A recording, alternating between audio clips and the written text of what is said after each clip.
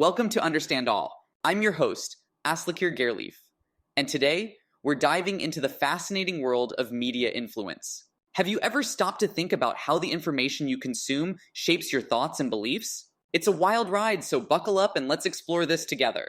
Picture this. You're scrolling through your social media feed, and suddenly you realize you've been reading about the same topic for an hour. Sound familiar? That's the power of media at work. But here's the kicker.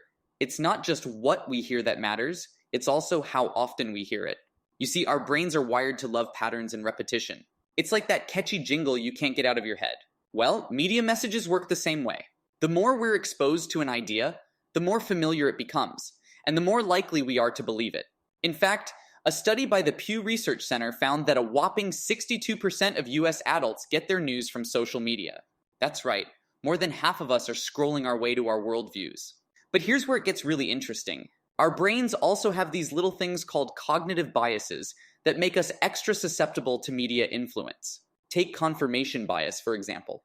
That's when we seek out information that confirms what we already believe and ignore evidence that contradicts it. It's like living in an echo chamber where all you hear is your own opinions bouncing back at you.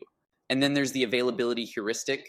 That's a fancy way of saying that if something is top of mind, we tend to think it's more important than it actually is. So, if you've been seeing a lot of headlines about a particular topic, you might start to believe it's the most pressing issue of our time, even if it's not.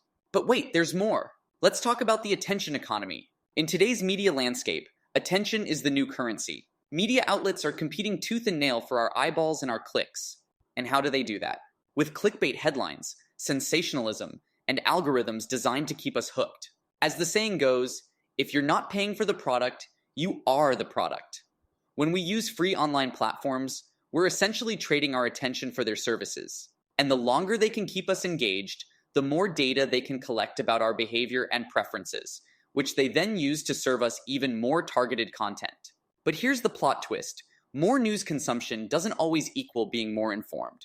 A study by MIT found that false news stories are a staggering 70% more likely to be retweeted than true stories. Let that sink in for a moment.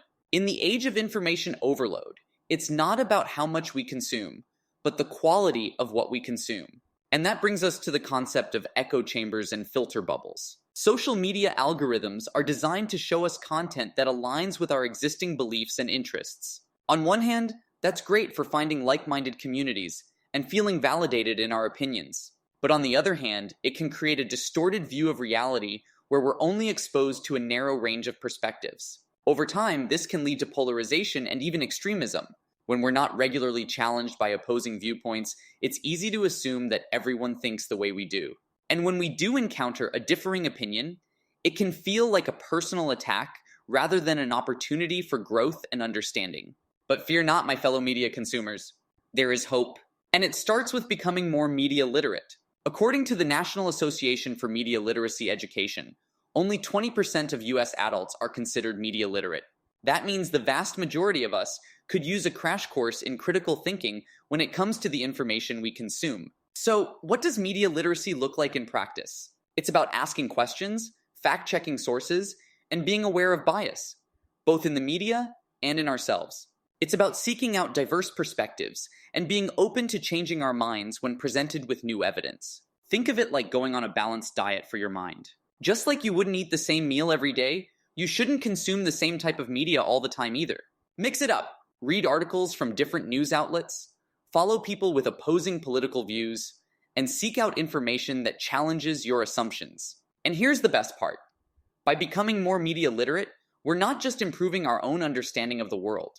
We're also helping to create a more informed and engaged society as a whole. When we're able to think critically about the media we consume, we're less likely to fall for misinformation and more likely to hold our leaders and institutions accountable. So, here's my challenge to you. Conduct a personal media audit. Take a hard look at the sources you rely on for information and ask yourself if they're truly diverse and reliable. If not, make a commitment to branching out and exploring new perspectives. And don't stop there. Share your newfound media literacy skills with others. Talk to your friends and family about the importance of critical thinking when it comes to the news and information we consume. Encourage them to burst their own filter bubbles and seek out a wide range of viewpoints. As we've seen, media has an incredible power to shape our thoughts, beliefs, and even our behavior. But with great power comes great responsibility, both on the part of media creators and consumers. By being more mindful and discerning about the information we take in, we can harness that power for good and create a more informed, engaged, and empathetic society. So, as we wrap up today's episode, I want to leave you with this final thought. Being aware of media's influence is our superpower.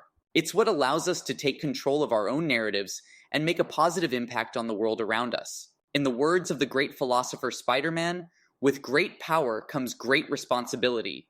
Let's use our media literacy powers wisely, my friends. Let's seek out the truth, challenge our assumptions, and always keep learning. And that's a wrap for today's episode of Understand All. I hope you enjoyed our deep dive into the wild world of media influence. If you found this episode valuable, please share it with a friend or family member who could benefit from a little more media literacy in their life. Until next time, stay curious, stay critical, and keep exploring the wonders of the world around you. I'm Aslakir Gerleif, and this has been Understand All. Thanks for listening,